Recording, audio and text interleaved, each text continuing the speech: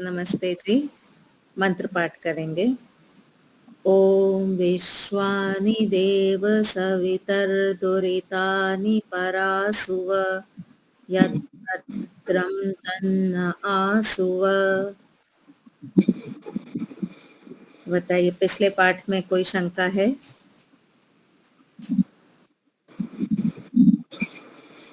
नहीं। नहीं, पिछले पाठ में बहन जी दो हैं, ये पुनरुक्त निग्रह स्थान हाँ, दो बार बताया है। पहले बार में तो है कि शब्द को या अर्थ को जो बार बार दोहराते हैं, हाँ। ये एक तो ये बताया है इसमें अनुवाद को छोड़ के। दूसरे में बताया है अर्थापत्ति से जो बात समझ में आ जाती है इसको शब्दों से दोहराना। हाँ, जैसे तो कि हाँ, जैसे कि मैंने कहा शब्द अनित्य है, शब्द अनित्य है। उत्पत्ति वाला होने से। हाँ, मुझे बोलना क्या चाहिए था? शब्द अनित्य है उत्पत्ति वाला होने से। ये मेरा वाक्य होना चाहिए था, वाक्य और हेतु। पर मैंने कहा शब्द अनित्य है, शब्द अनित्य है उत्पत्ति वाला होने से, उत्पत्ति वाला होने से।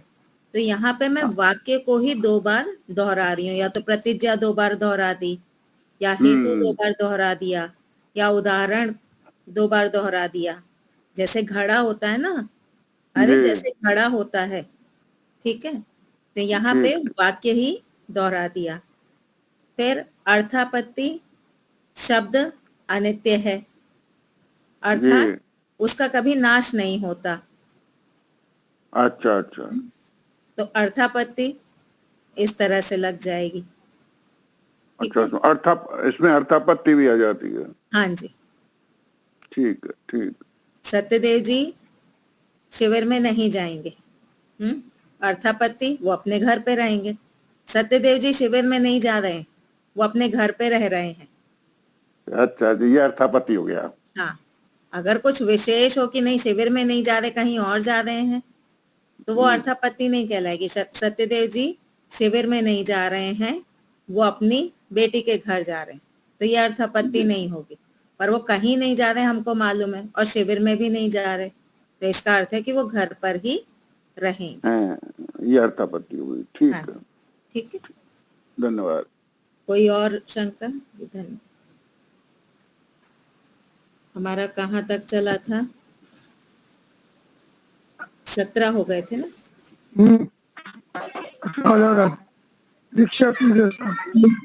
अंतर तक बताया था। हाँ जी माता जी, चारों निग्रह स्थान में अंतर तक बताया। हाँ, तो 18वां चलेगा ना, विक्षेप चलेगा। हाँ, विक्षेप निग्रह स्थान। ठीक है, प्रारंभ करते हैं। विक्षेप निग्रह स्थान की परिभाषा ग्रंथकार द्वारा 144 पेज नंबर। वादी ने अपने पक्ष को स्थापित किया, प्रतिवादी ने वादी के पक्ष को समझ लिया और यह भी समझ लिया कि मेरे पास इसका कोई सही उत्तर नहीं है। वादी ने अपनी बात रखी, प्रतिवादी को वादी की बात समझ में आ गई और उसको ये भी पता चल गया कि अब मैं हार चुका हूँ, मेरे पास इसका कोई उत्तर अब नहीं बन रहा है। इसलिए किसी कार्य का बहाना बनाकर बात को बीच में ही छोड़कर जाने लगा। मुझे वो काम आगे याद आ गया है, मुझे ऐसा करना है, मुझे कोई बहस नहीं करनी है, इस तरह से जो बहाने बनाते हैं ना वो।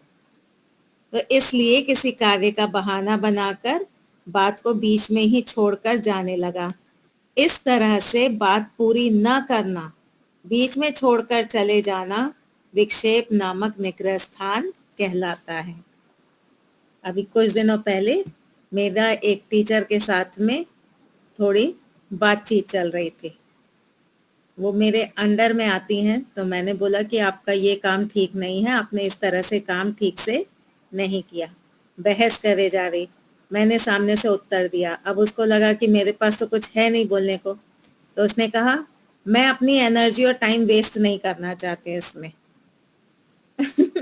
मैं अपनी एनर्जी और टाइम इसमें वेस्ट नहीं करना चाहती हूँ, मैं किसी और काम पे फोकस करना चाहती हूँ। मैंने कहा बेटर यू डू दैट, अच्छा है, मत वेस्ट करो, किसी और काम पे फोकस करो, जाओ भाई। तो ऐसे लोग बहाने बनाते हैं, मेरे पास अभी विक्षेप बहुत का काम है। हाँ जी, विक्षेप विक्षेप, का विक्षेप का साधा अर्थ तो होता है बाधा। बाधा। बाधा पैदा। हाँ हाँ। हाँ।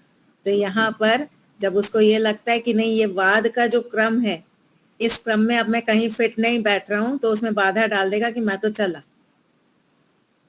ठीक है, तो ऐसे बहुत लोग करते हैं ना हम लोगों के साथ। हम जब बात कर रहे होंगे, उनके पास कोई जवाब नहीं होगा, चलो चलो अभी और बहुत सारे काम है, छोड़ो इसको। पहलवान पहलवान अखाड़ा छोड़ के चल देता है। हाँ जी, बस वही है। तो बीच में छोड़कर चले जाना विक्षेप नामक निग्रह स्थान कहलाता है। उदाहरण, वादी द्वारा स्थापना शब्द अनित्य है, उत्पत्ति वाला होने से। जो वस्तु उत्पत्ति वाली होती है वह अनित्य होती है। जैसे घड़ा, घड़े के समान शब्द भी उत्पत्ति वाला है, इसलिए उत्पत्ति वाला होने से शब्द अनित्य है। प्रतिवादी द्वारा इसका उत्तर, बात ऐसी है कि मुझे कुछ आवश्यक काम याद आ गया है। अभी 1 घंटे के बाद मेरे घर में कुछ अतिथि आने वाले हैं, उनके लिए बाजार से सामान लाना है। यदि मैं अभी नहीं गया, बाद में गया तो दुकान बंद हो जाएगी, इसलिए मैं अभी तो सामान लेने जा रहा हूँ, फिर मैं कल इस विषय में आपसे बात करूंगा। बहाना बना के निकल लिया ना कि मेरे घर अतिथि आने वाले, सामान लाना है, मैं अभी जा रहा हूँ, कल मैं बात करूंगा। जी दीपालिका जी। हम्म। तो वो निग्रह स्थान नहीं, वो जेन्युइन है, वो सही है। वो बोलेगा कि इसको थोड़ा सा ब्रेक देते हैं, कल कंटिन्यू करेंगे। पहले भी शास्त्रार्थ होते थे तो 2-3 दिन तक चलते थे। हाँ, तो आज का खत्म हो गया, समय समाप्त हो गया, हम इसको कल कंटिन्यू करेंगे। तो जहाँ जेन्युइन है वहां निग्रह स्थान नहीं बोलेंगे, लेकिन जहाँ पे कि भाई मुझे वो काम याद आ गया, ऐसा है वैसा है, वो निग्रह स्थान कहलाता है। ग्रंथकार द्वारा व्याख्या, वादी ने अपने पक्ष की स्थापना की, प्रतिवादी को उसकी बात ठीक प्रकार से समझ में आ गई। वह उत्तर सोचने लगा और वह इस बात को भी समझ गया कि वादी का पक्ष सही है, मेरे पास इसका कोई ठीक ठाक उत्तर नहीं है। तब प्रतिवादी ने अपने मन में सोचा कि मेरे पास ठीक ठीक उत्तर तो कुछ है नहीं, हार तो मैं चुका ही हूं, अपने सम्मान की रक्षा भी करनी है, इसलिए अब कुछ बहाना बनाकर यहाँ से निकल लेना ही उचित है। कुछ लोग बहाना बनाते हैं, मेरी तबीयत खराब हो गई है, मुझे घबराहट सी हो रही है, ऐसे ऐसे बहाने बनाने लगते हैं।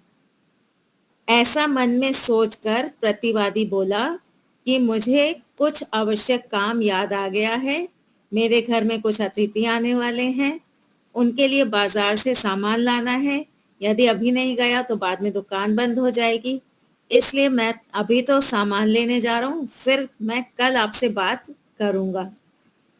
इस प्रकार से काम का बहाना बनाकर बातचीत को बीच में ही छोड़कर चले जाना, यह कमजोरी है। या तो आप स्वीकार कर लो, भाई आपका पक्ष सही है, मैं हार गया हूं, पर आप स्वीकार नहीं करते हैं, आप बहाने बनाते हैं, तो ये आपकी कमजोरी है, आपके अंदर सत्य ग्राह्यता नहीं है। और स्वीकार कर लेंगे तो फिर निग्रह स्थान नहीं कहलाएगा। नहीं, स्वीकार कर लिया फिर निग्रह स्थान नहीं है ना। वाद का जो लक्ष्य होता है वो होती है सत्य की जीत करना, सत्य की स्थापना करना। अब उसने ठीक है। स्वीकार कर लिया कि हाँ शब्द जो है वो अनित्य है, सत्य की स्थापना हो गई, तो फिर वो निग्रह स्थान नहीं है। ठीक। अपनी कक्षा में पहले एक तो जो 4 बजे वाली कक्षा होती थी, उसमें एक आते थे थोड़े एज वाले, वो बात छेड़ देंगे, फिर मैं उनकी बात काटती थी, फिर वो छेड़ेंगे, फिर मैं उनकी बात काटती थी, फिर कहते थे अभी समय नहीं है, अन्य लोगों को थोड़ा सा कठिनाई हो जाएगी, इसलिए इस विषय को हम बाद में ले लेंगे। और इस तरह से वो बाद में ले लेंगे, उनको लगता था वो बुद्धिमत्ता दिखा रहे हैं, पर वो निग्रह स्थान में आ चुके होते थे, वो विक्षेप निग्रह स्थान होता था। ठीक है, तो हम जब भी चर्चा शुरू करें या तो सामने वाले का सही प्रकार से खंडन करें, अगर सही प्रकार से खंडन नहीं कर पा रहे, हमारे पास उत्तर नहीं है, तो उसके पक्ष को स्वीकार करें, पर बहाने नहीं बनाए कि अभी मेरे पास कुछ और काम है, अभी मेरे पास टाइम नहीं है, बाद में देखूंगा, ये वो ऐसे बहाने हमको नहीं बनाने। पूरा वाद खत्म करके ही छोड़ना है। वाद का अवसान कहाँ होता है? पहले हमने पढ़ा था, वाद का अवसान होता है निर्णय पर। अगर निर्णय नहीं निकला है तो वाद का अवसान नहीं हुआ, यानी वाद का जो लक्ष्य था उसकी प्राप्ति नहीं हुई है। निर्णय सही या गलत कुछ भी हो सकता है, लेकिन जब तक निर्णय नहीं आया है, आप बीच में बात को मत छोड़िए। कोर्ट में यही तो होता है, डेट पे डेट, न्यायालय। हाँ, तारीख पे तारीख होती है ना, नई नई तारीखें होती हैं। इस प्रकार से काम का बहाना बनाकर बातचीत को बीच में ही छोड़कर चले जाना, यह कमजोरी है। जब वह बहाना बनाकर बात को बीच में ही छोड़कर चला जाता है, तो इसका अर्थ है कि आज की बातचीत पूरी हो गई। इस बातचीत में प्रतिवादी उत्तर नहीं दे पाया, इसलिए वह हार गया। कल जब बात होगी तो वह नए सिरे से होगी और नई ही बात होगी। आज की बात तो यहीं समाप्त, इस कारण से इसे निग्रह स्थान कहते हैं। ठीक है, आसान है ये। अनेक बार ऐसे बातचीत करते करते जब एक पक्ष वाला व्यक्ति हार जाता है, तो वह सीधे सीधे अपनी हार स्वीकार नहीं करना चाहता और अपने अभिमान के कारण यह कहता है कि अब मुझे आगे बात नहीं करनी, परंतु वह उसका कारण नहीं बतलाता। कई बार ऐसा भी होता है ना कि मुझे तो तुमसे बात ही नहीं करनी। क्यों नहीं करनी, ये भी तो बोलो। अगर तुमने कोई बात छेड़ी है तो उसको पूरा करो। अधूरे में छोड़ करके क्यों जा रहे कि मुझे तुमसे बात ही नहीं करनी है? अधूरे में नहीं छोड़ना। हाँ, कभी कभी ऐसा होता है कि सामने वाला जो व्यक्ति है ना, वो आपको समझने को ही तैयार नहीं है। आपने कई बार उसको समझाने का प्रयास किया, पर उसकी इतनी योग्यता नहीं है। ऐसे में अगर आपने छोड़ दिया कि भाई छोड़ो इस बात को, तो वो निग्रह स्थान नहीं है। क्यों? क्योंकि वहां पे सच में आप अपना समय और अपनी एनर्जी बचाना चाहते हैं।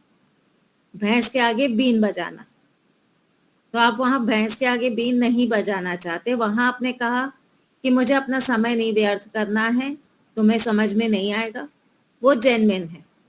लेकिन सामने वाले की भी योग्यता है, और फिर आप कह रहे हैं कि नहीं मुझे तुम्हारे साथ टाइम वेस्ट नहीं करना, तो ये फिर निग्रह स्थान में आएगा। अब मुझे आगे बात नहीं करनी, परंतु वह उसका कारण नहीं बतलाता कि मुझे आगे बात क्यों नहीं करनी है। उसके मन में जो भी कारण हो, चाहे अपमानित होने का भय हो, चाहे हार घोषित होने का भय हो, या अन्य भी कोई कारण हो, उस कारण से यदि वह बातचीत को बीच में ही छोड़ देता है, तो यह भी विक्षेप नामक निग्रह स्थान है। वह अपनी कमजोरी को दबाना चाहता है, इसलिए यह निग्रह स्थान कहलाता है। विशेष सूचना, कभी कभी सामने वाला व्यक्ति प्रतिवादी मूर्ख होने से वादी की सही बात को समझ नहीं पाता। तब वादी कहता है कि आपकी योग्यता कम होने से आप मेरी बात को समझ नहीं पा रहे। सामने वाले की योग्यता कम है, तब हम कह सकते हैं कि आपको अभी ये बात समझ में नहीं आएगी, इसलिए मैं आपसे आगे बात करना नहीं चाहता ताकि मेरा समय नष्ट न हो। तो आप अपना कोई विद्वान प्रतिनिधि ले आए, मैं उससे बात कर लूंगा। हमने महर्षि दयानंद जी की जो जीवनी पढ़ी है उसमें ऐसा भी पढ़ा है कि वो कहते थे तुम नहीं, तुम अपने गुरु जी को लेकर के आओ जिसके साथ में मैं वाद कर सकूं। क्यों? क्योंकि तुम्हारी इतनी योग्यता नहीं है, और उसे सत्य समझा दूंगा। ऐसा कहकर यदि वादी बातचीत को बीच में ही छोड़ देता है, तो इस स्थिति में बातचीत को छोड़ देना निग्रह स्थान नहीं कहलाता। क्योंकि वाद का पहला नियम क्या है, दोनों की योग्यता समान होनी चाहिए। वाद में दोनों बीए लेवल के हों, दोनों एमए लेवल के हों, दोनों पीएचडी लेवल के हों, इस प्रकार से समान योग्यता वालों के साथ में वाद होता है। एक क्लास 1 का हो, एक बीए का हो, उनके बीच में वाद नहीं होता। ठीक है, ये आसान था, इसमें तो कोई शंका ऐसे होगी नहीं। आगे चलें तो 19 इसमें जो है हाँ इसमें बाकी रह गई। अच्छा, क्योंकि एक हाँ, एक मिनट गुप्ता जी, हाँ खत्म कोई कर लेते कोई हैं। कोई बात नहीं। क्योंकि यहाँ उसने अपनी कोई कमजोरी छुपाने के लिए ऐसा नहीं किया है, बल्कि प्रतिवादी की योग्यता कम होने के कारण अपना समय व्यर्थ नष्ट न हो, इस भावना से बातचीत को बीच में ही छोड़ दिया है कि भाई इसके साथ में क्या टाइम वेस्ट करना, इसको समझ में तो आएगा नहीं, इसलिए इसको छोड़ दो। जी गुप्ता जी। में जो है प्रतिवादी खाली समझ रहा है कि मेरी इज्जत बची रह जाएगी। ऐसा देखा हाँ, जाए तो बहाना बना करके उसकी इज्जत कुछ बची नहीं हो, तो वादी जीत ही गया इसमें, और वो समझ रहा है कि वादी जीत गया। सही बात है, उसकी कोई इज्जत बची नहीं है। लेकिन मैं आपको एक फैक्ट बताती हूँ, संसार में सब बुद्धिमान नहीं होते। जो ऑडियंस बैठी होती है ना, वो सारी बुद्धिमान नहीं होती है। आप ये बताइए, विक्षेप नामक निग्रह स्थान आज से पहले या अथवा ये पुस्तक से पहले अथवा न्याय दर्शन पढ़ने से पहले आपको पता था? नहीं पता था। तो जब तक आपको नहीं पता था तो एज ऑडियंस आप क्या सोचते थे कि हाँ भाई ये जो बीच में छोड़ के जा रहा है ना, इसको कुछ काम होगा, या फिर ऐसे भी हम कर सकते हैं। ये तो आज आपको पता चला है, तब आप कह रहे हैं कि प्रतिवादी की बेइज्जती हो गई। तो ऑडियंस में कितने लोग जानते हैं सही बात को? बहुत कम लोग जानते हैं। और ऑडियंस भी ना वो कैसी तो होती एक बार करेगा, दो बार करेगा, अगर ऐसे बार बार करेगा है, तो उसकी ऑडियंस की एक एक साइकोलॉजी बताती हूँ। ऑडियंस में बहुत कम लोग होते हैं जो सत्य सुनने आते हैं, बहुत सारे अपने पहले से मान्यता ले करके आते हैं। मान लीजिए योगेश्वरी माता जी का पक्ष है ईश्वर साकार है, दीपालिका जी का पक्ष है ईश्वर निराकार है। हम सारे हैं ऑडियंस, हम में से एक को इच्छा होगी जानने की कि ईश्वर साकार है या निराकार है। बाकी लोग क्या होंगे, जिस मान लीजिए मेरा पक्ष अंदर ही अंदर है कि ईश्वर निराकार है, तो मैं सिर्फ दीपालिका जी को सुनने जाऊंगी कि दीपालिका जी सही कह रही हैं कि नहीं कह रही हैं। बस मुझे अपने पक्ष की, जो मेरा अंदर ऑलरेडी पक्ष बना हुआ है, उसकी पुष्टि के लिए मैं सुनने जाती हूँ। अगर मेरा पक्ष है कि ईश्वर साकार है, तो मैं केवल योगेश्वरी माता जी के समर्थन के लिए जाऊंगी, सिर्फ उनकी बात को सुनने जाऊंगी, मुझे दीपालिका जी से कोई लेना देना नहीं होगा। तो ऑडियंस में पहले से अपना पक्ष बना करके जाने वाले लोग ज्यादा होते हैं, सत्य को जानने वाले कम होते हैं। और जब आप पहले से अपना पक्ष बना करके जाते हैं ना, फिर दीपालिका जी विक्षेप निग्रह स्थान में आ जाएं या योगेश्वरी माता जी विक्षेप निग्रह स्थान में आ जाएं, उससे ऑडियंस को कोई लेना देना नहीं होता। इस हम्म, हाँ हाँ हाँ हाँ, असत्य है। हाँ हाँ हाँ, जो मेरे सुर में सुर मिलाएगा, जो मेरे सुर में सुर मिलाएगा मैं उसको पसंद करूंगी। ये होता है ऑडियंस का। Most of. हाँ हाँ, ठीक है, चलें आगे। तो मतानुज्ञा निग्रह स्थान की परिभाषा ग्रंथकार द्वारा, वादी ने अपने पक्ष को कुछ दोषपूर्वक स्थापित किया, प्रतिवादी ने वादी के पक्ष में दोष आरोपित किया। वादी ने जब अपना पक्ष रखा तो उसमें कोई दोष था, प्रतिवादी ने वादी के पक्ष में दोष को आरोपित किया।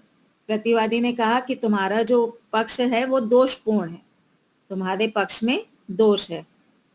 वादी ने उस दोष को परोक्ष रूप से स्वीकार करते हुए प्रतिवादी पर भी आरोप लगाया।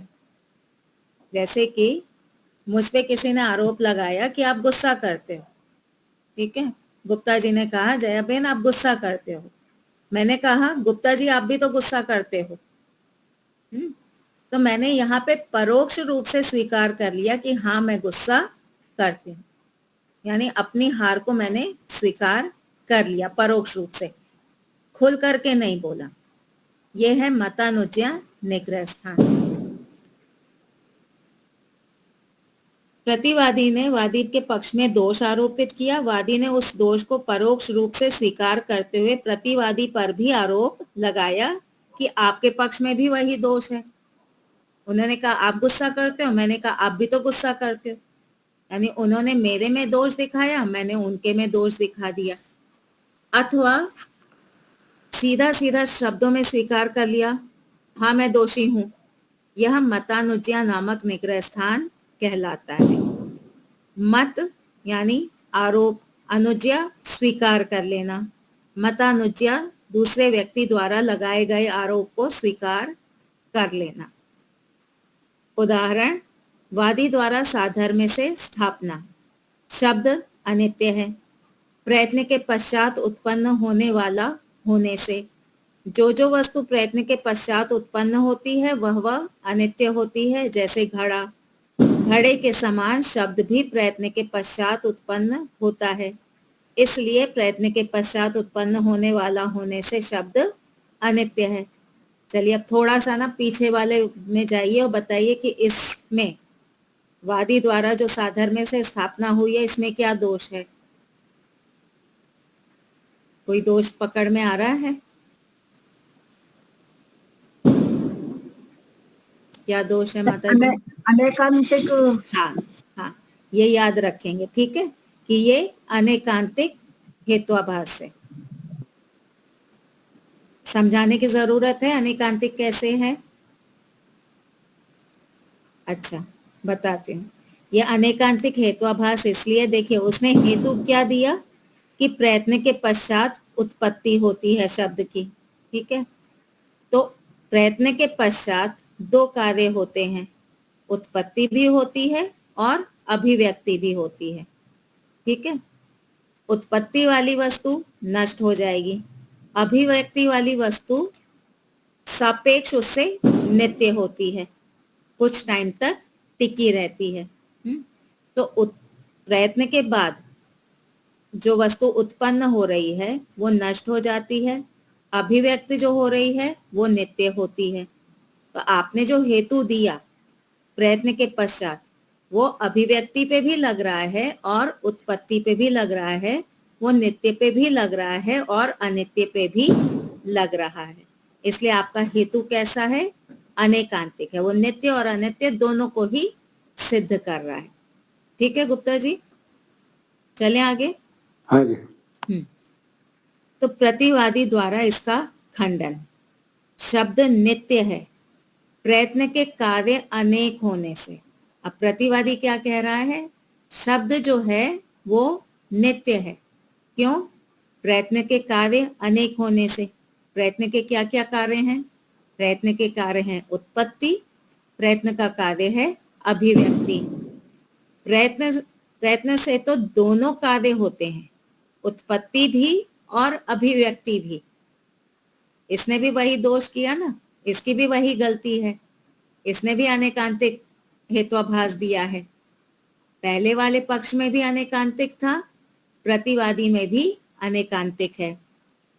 जैसे पर्दा हटाने का प्रयत्न करने के बाद कमरे में रखी वस्तुएं प्रकट हो जाती हैं, ऐसे ही उच्चारण रूपी प्रयत्न के बाद शब्द अभिव्यक्त हो रहा है। कमरे में गए, पर्दा हटाया, पर्दे के पीछे रखी हुई वस्तु अभिव्यक्त हो गई। तो पर्दा हटाने का जो हमने प्रयत्न किया उससे क्या हुआ? पीछे रखी हुई वस्तु उत्पन्न हुई कि अभिव्यक्त हुई? अभिव्यक्त हुई। हाँ, तो अभिव्यक्त हुई है अर्थात वो नित्य है। तो यहाँ प्रतिवादी कह रहा है कि प्रयत्न के कार्य अनेक होने से शब्द जो है वो नित्य है, क्योंकि शब्द की अभिव्यक्ति हो रही है। ऐसे ही उच्चारण रूपी प्रयत्न के बाद शब्द अभिव्यक्त हो रहा है, इसलिए शब्द नित्य है। आपके पक्ष में अनेकांतिकत्व दोष है। प्रतिवादी किसको कह रहा है? प्रतिवादी वादी को कह रहा है कि आपके पक्ष में अनेकांतिकत्व दोष है।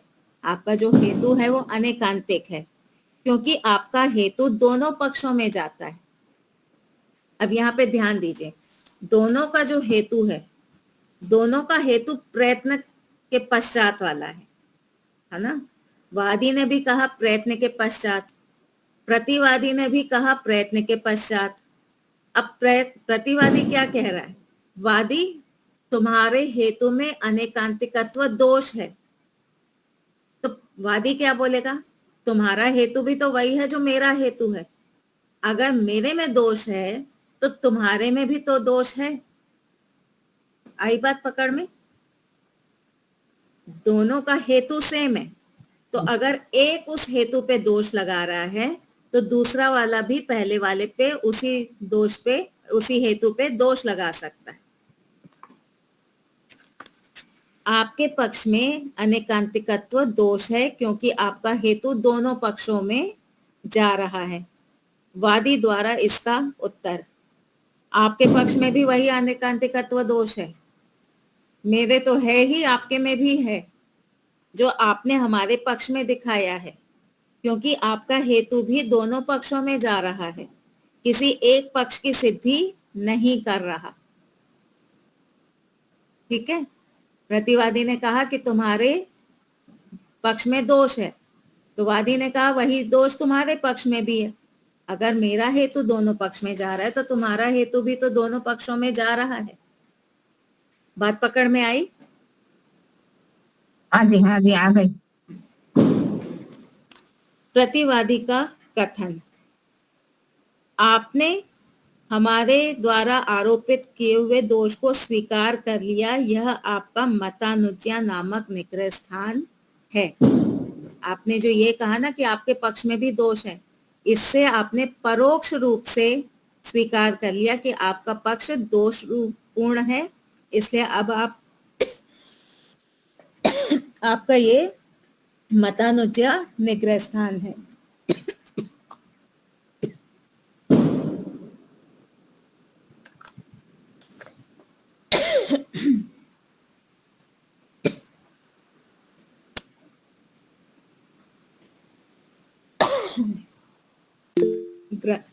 जी दीपालिका जी।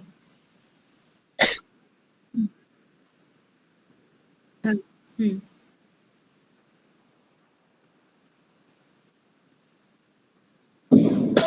देखिए, अभिव्यक्ति हम कहाँ पे बोलते हैं? आप एक कमरे में घुसी, कमरे में अंधेरा था, तो उस अंधेरे ने रखी हुई वस्तुओं को ढक रखा था, है ना। तो अंधेरा एक पर्दे का काम कर रहा था और उस पर्दे के पीछे रखी हुई वस्तुएं ढकी हुई थी। आपने जैसे ही लाइट ऑन की, प्रयत्न किया, अंधेरा हट गया, अंधेरा रूपी पर्दा हट गया और आपको वस्तुएं दिखने लगी। ठीक है। तो अभिव्यक्ति में एक नियम है कि वस्तु किसी चीज से ढकी हुई है। हाँ, जब वो पर्दा हटेगा, आवरण हटेगा, हमको वस्तु दिखने लगेगी। ठीक है। अब ये बताइए, अगर हम शब्द को अभिव्यक्ति माने, शब्द की अभिव्यक्ति हुई है, यदि हम शब्द की अभिव्यक्ति मानते हैं तो शब्द को ढकने वाला पर्दा कौन सा था? क्या कोई पर्दा मिल रहा है? काल, अगर काल रूपी पर्दा है तो काल तो सदा है, तो शब्द तो हमेशा ढका रहना चाहिए था, है ना। काल तो हमेशा ये नित्य है। अगर वो पर्दा वैसा का वैसा नित्य है तो आपको पर्दे के पीछे रखी हुई वस्तुएं कभी नहीं दिखेंगी। हट गया, अगर हट जाए पर्दा तो दिखने लगेगी। तो काल अगर हम माने तो काल तो सदा रहेगा, तो वो पर्दा तो सदा है, तो शब्द कभी नहीं सुनाई देना चाहिए। तो शब्द को ढकने वाला कोई आवरण हमको नहीं मिलता है, ठीक है। इसलिए हम उसकी अभिव्यक्ति नहीं मान सकते, उसकी उत्पत्ति होती है, ठीक है। हम्म हम्म हम्म हाँ। हम्म। आप बोलेंगे नहीं तो हमको सुनाई नहीं देगा। बिना बोले क्या ध्वनि निकलेगी? नहीं निकलेगी ना। तो आप प्रयत्न करेंगे, प्रयत्न करने पे आपने शब्द को उत्पन्न किया, है ना। ध्वनि का अर्थ यहाँ पे जो हमको कान से सुनाई दे रही है। तो अगर आपने ओम नहीं बोला तो हमको सुनाई नहीं देगा, ठीक है? आप शब्द यानी वो जो अंदर बुद्धि में बैठा है, ज्ञान, आप ज्ञान को शब्द मानते हैं। यहाँ पे शब्द है जो ध्वनि निकल रही है। हाँ। हाँ। चले आगे। तो ग्रंथकार द्वारा व्याख्या। पहले वादी ने अपने पक्ष की स्थापना की, उसके हेतु में वास्तव में अनेकांतिकत्व दोष था। फिर प्रतिवादी ने उसका दोष दिखाया कि आपके पक्ष में अनेकांतिकत्व दोष है। फिर वादी ने प्रतिवादी पर पलटकर वही दोष लगाया कि जो दोष हमारे पक्ष में है वही आपके पक्ष में भी है। इस प्रकार से कहना मतानुज्ञा निग्रह स्थान कहलाता है। आगे से हमेशा याद रखिएगा, अगर आप पे कोई दोष लगा रहा है, कोई दोषारोपण कर रहा है, सामने से उस पे दोष नहीं लगाना है। यह हमारी आदत होती है। उसने हम पे अटैक किया, हमने उस पे अटैक किया। अगर वो हम पे अटैक कर रहा है, हमें अपनी रक्षा करनी है। कैसे रक्षा करेंगे? हम उससे प्रमाण मांगेंगे कि आप कह रहे हो कि मैं गुस्सा करती हूँ, आप मुझे प्रमाण दीजिए कि मैंने कब गुस्सा किया है। अगर आपने प्रमाण दे दिया, मैं स्वीकार कर लूंगी। अगर आप प्रमाण नहीं दे पाए तो आप दोषी हैं, मैं दोषी नहीं हूं। ये आदत बना लीजिए। ये एक लड़ाई का कारण होता है। ये सामने से पलटवार करना ना, ये एक लड़ाई का कारण होता है। इससे रिश्ते और बिगड़ते हैं। मैंने कहा योगेश्वरी माता जी आप गुस्सा करती हैं, योगेश्वरी माता जी ने कहा आप भी तो करती हैं, या फलाना भी तो करता है, वो भी तो करता है। अरे दुनिया करती रहे, हमको तो अपना सुधार करना है ना, हमको तो अपना देखना है। अगर मैं गुस्सा करती हूँ, मैं स्वीकार करूंगी, हाँ मैं करती हूँ, मैं इस पे काम करूंगी, मैं इस स्वभाव को बदलने का प्रयास करूंगी। लेकिन केवल सामने से आरोप लगा देने से कोई उन्नति होने वाली नहीं है। और ये अच्छे अच्छे लोग करते हैं, बुद्धिमान लोग भी ये काम करते हैं। तो हमें ये मतानुज्ञा निग्रह स्थान में नहीं आना है। फिर एक और इसमें वाक्य आया था कि हाँ मेरे पक्ष में दोष है। तो ये अड़ियल होकर के नहीं बोलना हाँ मैं करती हूँ गुस्सा। मैंने अगर इस प्रकार से अभिमान पूर्वक भी स्वीकार कर लिया हाँ मैं करती हूँ गुस्सा, तुम्हारा क्या है, तो ये भी गलत है। ये भी मतानुज्ञा निग्रह स्थान है। इस प्रकार से कहना मतानुज्ञा निग्रह स्थान कहलाता है, क्योंकि वादी ने तीसरे नंबर पे जो भाषा बोली, उसकी भाषा में उसने प्रतिवादी द्वारा आरोपित दोष को अपने पक्ष में स्वीकार कर लिया, इसलिए यह निग्रह स्थान है और ऐसा कहकर वादी हार गया। वास्तव में निग्रह स्थान से बचने के लिए प्रमाण व तर्क से वादी को स्वयं को निर्दोष सिद्ध करना चाहिए था। अब इस केस में तो सच में वादी के पक्ष में दोष था, तो वो तो सिद्ध नहीं कर सकता था अपने आप को। पर अगर उसके पक्ष में दोष नहीं होता तो प्रमाण से अपने आप को सही सिद्ध करता कि मेरे पक्ष में दोष नहीं है, मेरा पक्ष ठीक है। यह उसका प्रमाण व तर्क है। मुझ पे किसी ने आरोप लगाया कि तुम गुस्सा करती हो, तो मैं 4 लोग खड़े कर दूंगी कि इनसे पूछो, ये मेरे घनिष्ठ हैं, मुझे रोज देखते हैं, मेरा व्यवहार अच्छी प्रकार से देखते हैं, इनसे पूछो क्या मैं गुस्सा करती हूँ। तो मैं प्रमाण प्रस्तुत करूंगी। तो प्रमाण से हमें सामने वाले का खंडन करना है। इस तरह से बोलना चाहिए था। यदि ऐसा बोलता तो निग्रह स्थान नहीं होता, परंतु उक्त उदाहरण में दोष था ही। यहाँ पे जो उदाहरण रखा गया प्रयत्न के पश्चात उत्पत्ति, उसमें तो सच में ही दोष था, इसलिए वादी ऐसा नहीं कर सकता था। अब अगर मुझे कहा कि आप गुस्सा करती हो और मैं सच में गुस्सा करती हूँ, तो क्या मैं प्रमाण ला पाऊंगी? नहीं ला पाऊंगी, क्योंकि 4 लोगों को खड़ा करूंगी, वो भी मेरे अगेंस्ट में ही गवाही देंगे कि हाँ सच में गुस्सा करते हैं। मतानुजय निग्रह स्थान का एक अन्य उदाहरण इस प्रकार से है। एक व्यक्ति ने कहा कि आप तो झूठ बोलते हैं। दूसरे ने पलट कर कहा आप तो मुझसे 4 गुना झूठ बोलते हैं। यानी मैं तो बोलता ही हूं, आप तो मेरे से 4 गुना आगे हैं। इस तरह से उत्तर देना मतानुजय निग्रह स्थान है, क्योंकि उत्तर देने वाले ने आक्षेपकर्ता के आरोप को अपने उत्तर में स्वीकार कर लिया। इनडायरेक्टली कह दिया कि हाँ मैं गुस्सा करती हूँ, मैं झूठ बोलती हूँ, और स्वयं को निर्दोष सिद्ध करने के लिए कोई प्रयत्न नहीं किया। कहाँ से करता प्रयत्न? क्योंकि वो सच में उसी पक्ष में है। समीक्षा। हमें इस निग्रह स्थान से यह सीखने को मिलता है कि बातचीत में सावधान रहें। यदि कोई आपके ऊपर आरोप लगाता है तो इस भाषा में उसे न कहें कि जो दोष मेरे पक्ष में है वही आपके पक्ष में भी है, बल्कि पहले तो अपना हेतु, दृष्टांत आदि पंचावयव दोष रहित शुद्ध रूप से प्रस्तुत करें, और फिर यदि प्रतिवादी आरोप लगाए तो अपने आपको निर्दोष सिद्ध करने के लिए कोई प्रमाण या तर्क प्रस्तुत करें, तब यह निग्रह स्थान नहीं होगा। दूसरी बात विशेष, यह निग्रह स्थान तब होगा जब कोई आपके ऊपर दोष लगाए और आप वही दोष दूसरे पर आरोपित करें। आप पे दोष लगाया और वही दोष आप दूसरे पे लगा दें। परंतु यदि कोई व्यक्ति आप पर दोष नहीं लगा रहा, आपका गुण बता रहा है, तो यहाँ इस प्रकार से बोलना निग्रह स्थान नहीं कहलाएगा। जैसे मैं कहूँ कि योगेश्वरी माता जी आप बहुत अच्छा पढ़ाती हैं, और सामने से योगेश्वरी माता जी कहें जया बेन आप भी अच्छा पढ़ाती हैं, तो ये निग्रह स्थान नहीं है। ठीक है। उदाहरण, कोई कहता है कि आप तो प्रतिदिन यज्ञ करते हैं और यज्ञ में 200 ग्राम घी की आहुति देते हैं, आप बड़े पुण्यात्मा हैं।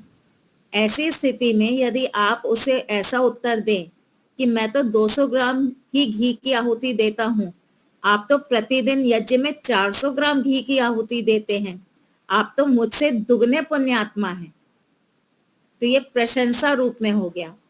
इस प्रकार से बोलना निग्रह स्थान नहीं कहलाता, क्योंकि यहाँ दूसरे व्यक्ति ने आप पर कोई दोष आरोपित नहीं किया है। यहाँ आपको पुल डाउन नहीं किया, आपको नीचे दिखाने का उसका कोई मंशा नहीं थी, बल्कि आपका गुण ही बताया है, और वह आपसे भी दुगनी मात्रा में इस गुण को धारण किए बैठा है। आपने भी इसी भाषा में उसकी प्रशंसा में दुगना कथन किया है। झूठा तो नहीं किया ना, सही बात बोली कि एक 200 ग्राम से कर रहा है, एक 400 ग्राम से कर रहा है। झूठी प्रशंसा नहीं करनी जी। स्तुति हुई, स्तुति। हाँ, ये स्तुति हुई। प्रशंसा स्तुति आदि एक ही है, तो ये स्तुति हो गई कि भाई मैं तो कर रहा हूं लेकिन आप तो मुझसे दुगना काम कर रहे हैं। इसलिए इसमें दोष न होने से इसे निग्रह स्थान नहीं कहेंगे। जैसे कि शब्दों को दोहराने पर अनुवाद में दोष नहीं होता, पुनरुक्त में दोष होता है। शब्दों को कई बार दोहराया भी जाता है, अरे जल्दी खाओ बस छूट जाएगी, तो यहाँ जल्दी खाओ क्या है? ये अनुवाद है। ये 2 बार हमने एक ही वाक्य को दोहराया, इसमें दोष नहीं है। लेकिन शब्द अनित्य है, ये क्या है? ये पुनरुक्त दोष है। ऐसे ही यहाँ भी समझना चाहिए कि गुण के क्षेत्र में निग्रह स्थान नहीं होगा। दोष आरोपित करने पर निग्रह स्थान होगा। ठीक है। अब उपपत्ति समा जाति और मतानुज्ञा निग्रह स्थान में अंतर। उपपत्ति में तुम्हारा भी सिद्ध हो रहा है, मेरा भी सिद्ध हो रहा है, इस प्रकार की बात आई थी। उपपत्ति समा जाति, इसमें वादी का कारण भी सिद्ध होता है और प्रतिवादी का कारण भी सिद्ध होता है। वादी ने कहा शब्द अनित्य है उत्पत्ति धर्म वाला होने से, जैसे घड़ा। प्रतिवादी ने कहा शब्द नित्य है अस्पर्श वाला होने से, जैसे आत्मा। तो यहाँ वादी का भी पक्ष सिद्ध हो रहा है, प्रतिवादी का पक्ष भी सिद्ध हो रहा है। दोनों के अपने अपने कारण उनकी उनकी प्रतिज्ञा की सिद्धि में सिद्ध होते हैं। ठीक है। ऐसा कहा जाता है जैसे प्रतिवादी यदि शब्द की अनित्यता का कारण सिद्ध होने से शब्द अनित्य है, तो शब्द की नित्यता का कारण भी सिद्ध होने से शब्द नित्य है। आपने उत्पत्ति वाला कारण देकर के शब्द को अनित्य बताया, हमने अस्पर्श वाला कारण देकर के शब्द को नित्य बताया। तो यहाँ पे भी कुछ कुछ वैसा ही है ना कि आपका अपना पक्ष सिद्ध हो रहा है, मेरा अपना पक्ष सिद्ध हो रहा है। मतानुज्ञा निग्रह स्थान में क्या था? इसमें सिद्धि कुछ नहीं की जाती। मतानुज्ञा में सिद्धि कुछ नहीं की जाती, केवल दोषारोपण किया जाता है कि जो दोष आपने हमारे पक्ष में बताया है वही दोष आपके पक्ष में भी है। यह दोनों में अंतर है। मतानुज्ञा में केवल एक काम होगा, दूसरे को दोषी दिखाना, एक दूसरे पे आरोप लगाना, यह है मतानुज्ञा। उपपत्ति समा जाति में क्या था? तुम्हारे प्रतिज्ञा हेतु दृष्टांत से तुम्हारा पक्ष सिद्ध हो रहा है, मेरे प्रतिज्ञा हेतु दृष्टांत से मेरा पक्ष सिद्ध हो रहा है। यहाँ पे दोष नहीं लगाया जा रहा। ठीक है, आगे चलें। ये थोड़ा सा वैसे आसान है, कर सकते हैं, करें दीपालिका जी, कर लें। चलिए, परिअनुयोज्योपेक्षण निग्रह स्थान की परिभाषा ग्रंथकार द्वारा। यदि एक पक्ष वाला व्यक्ति निग्रह स्थान में आ चुका हो, तब दूसरे पक्ष वाले व्यक्ति को उस पर इस प्रकार का आरोप लगाना होता है कि आप निग्रह स्थान में आ चुके हैं। दो व्यक्तियों में वाद चल रहा है, पहले व्यक्ति ने अपना पक्ष रखा, दूसरे व्यक्ति ने निग्रह स्थान में आ गया। जब वो अपना पक्ष रखने गया, वो निग्रह स्थान में आ गया। तो जो पहला व्यक्ति है ना, उसका काम होता है बताना कि अब तुम निग्रह स्थान में आ गए हो, तुम गलत ट्रैक पे जा रहे हो, तुमने जाति का प्रयोग किया है। ये नियम होता है। जैसे ही सामने वाला गलती करे, दूसरा उसको हाल टोके कि तुमने गलती की है। न्यायाधीश को बोले, जज साहब ये गलत बोल रहा है, इसने गलती की है, ये हार गया है कि आप निग्रह स्थान में आ चुके हो। यदि वह ऐसा आरोप नहीं लगाता, अर्थात आरोप लगाने की उपेक्षा करता है, तो यह परिअनुयोज्योपेक्षण नामक निग्रह स्थान कहलाता है। आपको ध्यान से सुनना पड़ेगा प्रतिवादी क्या कह रहा है। अगर प्रतिवादी ने कोई गलती की, खट करके उसको पकड़ो। अगर आप उसकी गलती नहीं पकड़ रहे, आप उस पर आरोप नहीं लगा रहे कि तुम गलत हो, तो आप आरोपी हो जाएंगे। समझे? आपने अगर सामने वाले की गलती को नहीं पकड़ा तो आप गलत हो जाएंगे। शशांक जी, अगर आपको याद हो, वो बहुकुंडी यज्ञ में एक आरोप लगाया गया था। अब आरोप ये था कि आपने जो शब्द प्रमाण दिया है, संस्कार विधि का जो आपने शब्द प्रमाण दिया है, तो शब्द प्रमाण कहाँ से लेके आए, पहले उसको सिद्ध करिए। हाँ, तो ये एक प्रकार की जाति है। क्यों? क्योंकि प्रमाण पहले से सिद्ध होता है। अब उसको भी सिद्धि के लिए आपने कहा कि नहीं, कहाँ से लेकर के आए उसको सिद्ध करिए।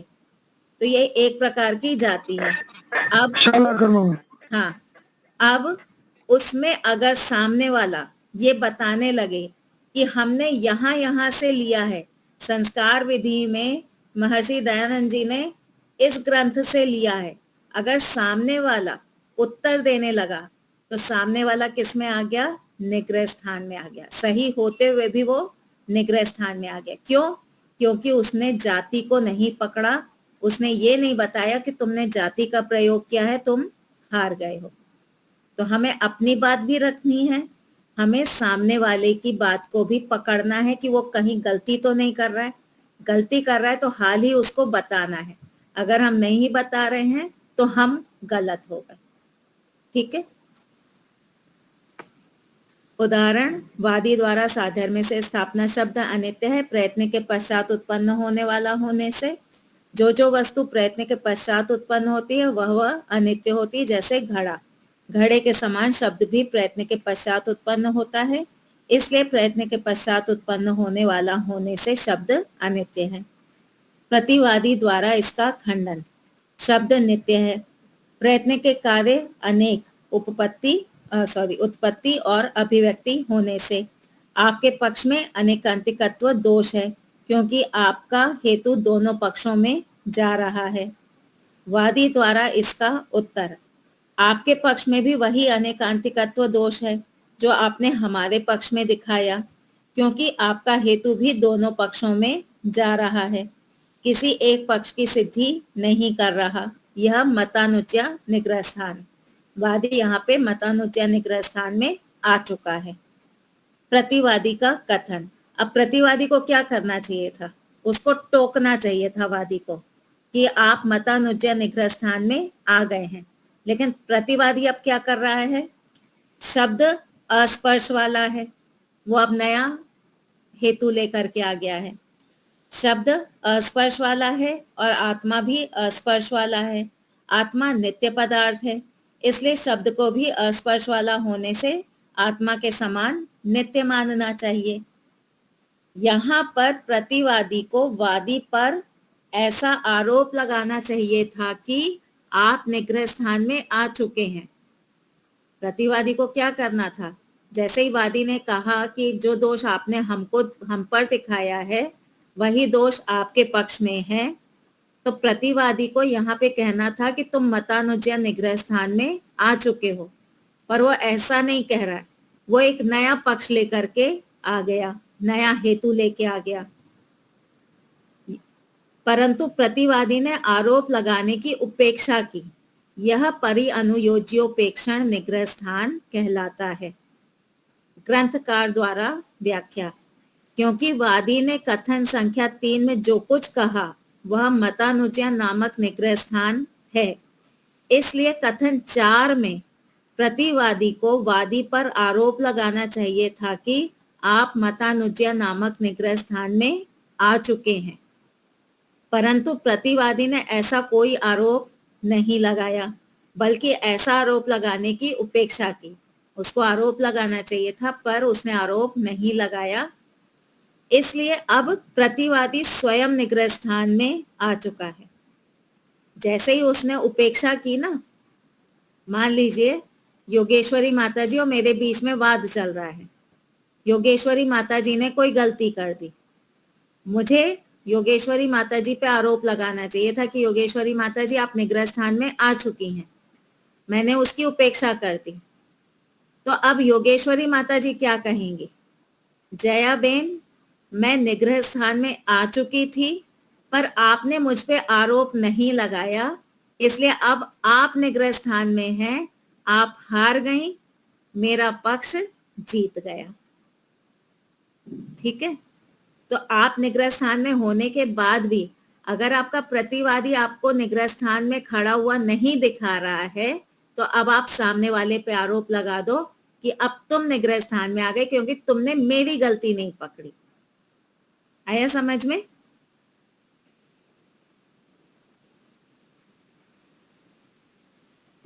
इसलिए अब प्रतिवादी स्वयं निग्रह स्थान में आ चुका है और उस निग्रह स्थान का नाम है परिअनुयोज्योपेक्षण। प्रतिवादी ने आरोप नहीं लगाया, यह उसका दोष है, इस कारण से इसे भी निग्रह स्थान माना जाता है। यहाँ ऐसा समझना चाहिए कि कथन संख्या 3 में वादी मतानुज्ञा निग्रह स्थान में था, यह दोष था। कथन संख्या 4 में प्रतिवादी ने वादी पर आरोप नहीं लगाया, यह भी दोष है। इस प्रकार से दोनों दोषी होने के कारण दोनों ही निग्रह स्थान में हैं। दोनों निग्रह स्थान में आ गए, एक मतानुज्ञा, एक पर्यानुयोज्योपेक्षण में। अब कोई यह पूछे कि जब दोनों ही निग्रह स्थान में हैं, तो वहां दोनों में से कौन हारा और कौन जीता? तो इसका निर्णय न्यायाधीश लोग करेंगे और बताएंगे कि पर्यानुयोज्य उपेक्षण निग्रह स्थान के अनुसार प्रतिवादी हार गया। जो सेकेंड टाइम निग्रह स्थान में आया ना, जिसने उपेक्षा कर दी थी, वो हारा हुआ माना जाएगा, क्योंकि कथन संख्या 4 में उसने वादी पर आरोप लगाने की उपेक्षा की। फिर कोई पूछे कि जब वादी भी निग्रह स्थान में था तो वह क्यों नहीं हारा? तब न्यायाधीशों का उत्तर यह होगा कि भले ही वादी कथन संख्या 3 में मतानुज्ञा निग्रह स्थान में था, परंतु क्या कोई व्यक्ति अपना दोष स्वयं ही बताता है? क्या वो कहेगा कि मैं निग्रह स्थान में हूं? नहीं, ये तो सामने वाले को बताना चाहिए था। अगर उसको हारने ही आना था तो आता क्यों कोर्ट में? वो तो जीतने आया था। तो जब जीतने आया है तो अपनी गलती नहीं बताएगा, सामने वाले को उसे हराना है। यदि नहीं बताता तो वादी क्यों कहेगा कि मैं निग्रह स्थान में आ चुका हूं, इसलिए मैं हार गया हूं? वादी पर निग्रह स्थान का आरोप लगाना और उसके हार जाने की अपील करना, यह तो प्रतिवादी की जिम्मेदारी होती है। कोई वकील खुद अपनी गलती नहीं मानता। जो सामने वाला वकील है उसको दोष लगाना होता है। जैसे खेल के मैदान में खिलाड़ी लोग विपक्षी खिलाड़ी के द्वारा गलती करने पर एम्पायर को सूचित करते हैं कि अमुक खिलाड़ी ने गलती की है, इसलिए इसे आउट घोषित किया जाए। ऐसे ही अपील प्रतिवादी को न्यायाधीशों के सामने करनी चाहिए थी, जो कि उसने नहीं की। इसलिए प्रतिवादी इस निग्रह स्थान में आ गया और हार गया। ठीक है, ये भी सरल है। इसमें बस हमको ये याद रखना है कि सामने वाला अगर कोई गलती करता है, हमको हाल का हाल पकड़ना है कि तुमने गलती की है। अगर हम उसकी गलती नहीं पकड़ पा रहे हैं तो हम गलत हो गए, हम हार वाली स्थिति में आ गए। ठीक है, चलिए तो इसको यहाँ विराम देते हैं। अब अगली कक्षा कब करनी है वो बताइए।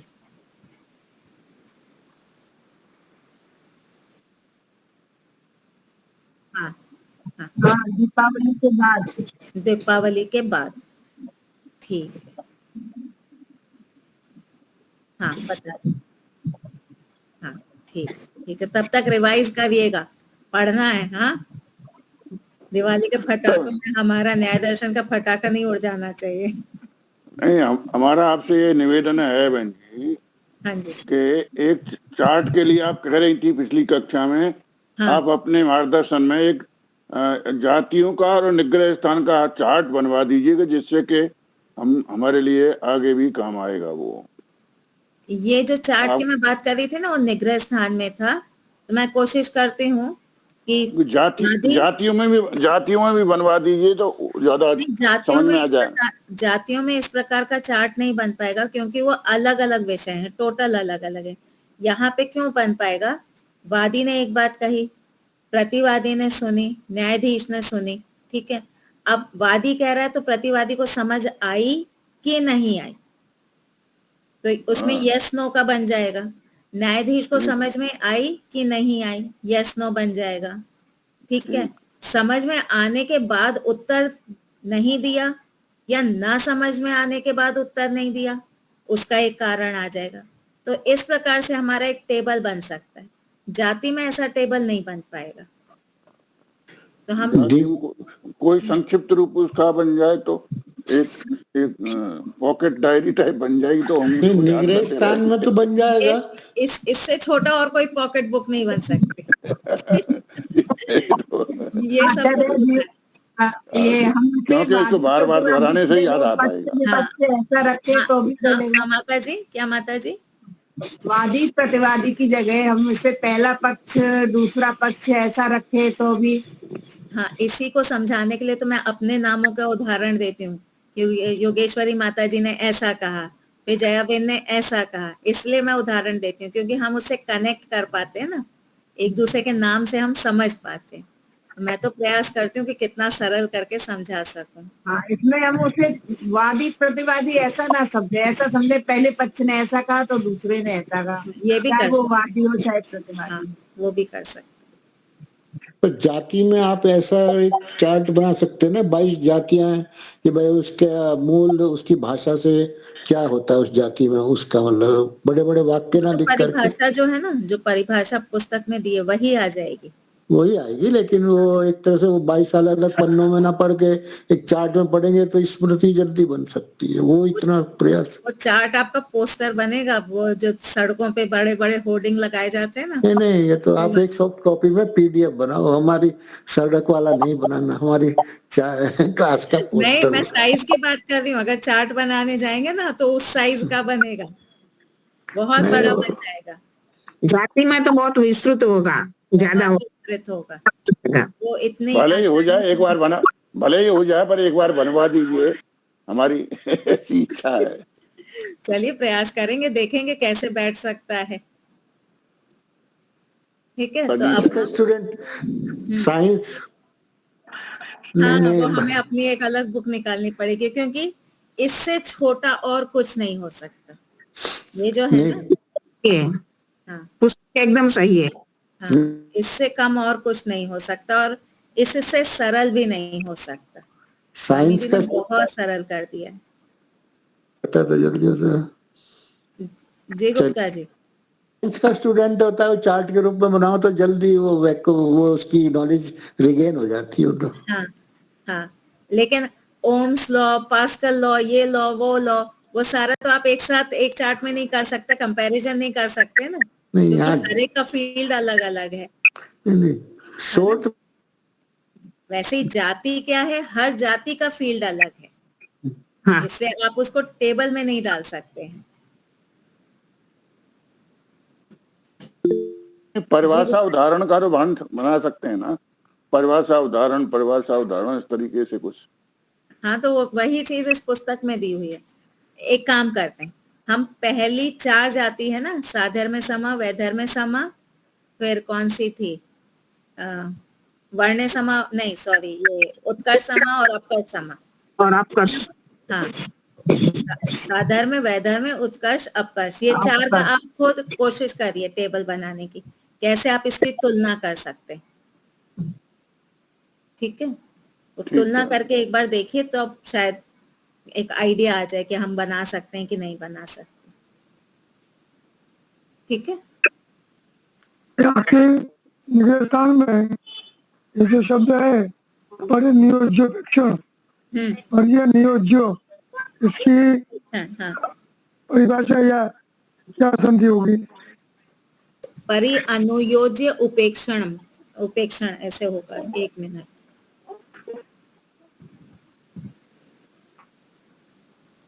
पेज नंबर कहाँ था? 154 परि 154 अनुयोज्य उपेक्षण, परि अनुयोज्य उपेक्षण, उपेक्षा करना, सामने वाले की गलती की उपेक्षा करना। इसमें 2 उपसर्ग हैं, परि और अनु। परि प्लस अनु प्लस योज्य, उपेक्षा, योज्य प्लस उपेक्षण, ये संधि विच्छेद होगा इसका। ठीक है, ठीक है धन्यवाद। पाठ करते हैं। अब हम मिलेंगे दीपावली के बाद। आप सबको शुभ दीपावली, मंगलमय हो दीपावली। स्वास्थ्य का ध्यान आपको भी शुभ हो। रखिएगा, धुआं आदि से बच के रहिएगा, यज्ञ करिएगा घरों में। चलिए, शांति पाठ करें। ओम द्यौ शांतिरन्तरिक्षं शांतिः पृथिवी शांतिराप शांतिरोधगर्यः शांति वनस्पतयः शांतिर्विश्वे देवाः शांति ब्रह्म शांति सर्वं शांति शांतिरेव शांति सामा शांति ओम शांति शांति शांति शांति सर्वेभ्यो नमः। नमः। सबको सादर नमस्ते जी। सबको सादर नमस्ते जी, शुभकामनाएं, सभी को बहुत त्योहार की शुभकामनाएं। सबको दीपावली की शुभकामनाएं।